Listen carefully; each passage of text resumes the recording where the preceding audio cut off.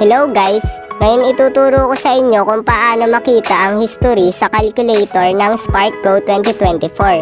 Una, pindutin ang calculator nyo. Then, ayan, kapag nandito na tayo sa calculator, may makikita kayong tatlong icon dun sa taas. Pindutin nyo lang yung kaunahang bilog. Then, ayan, napindot na. Makikita nyo dito yung mga history nyo.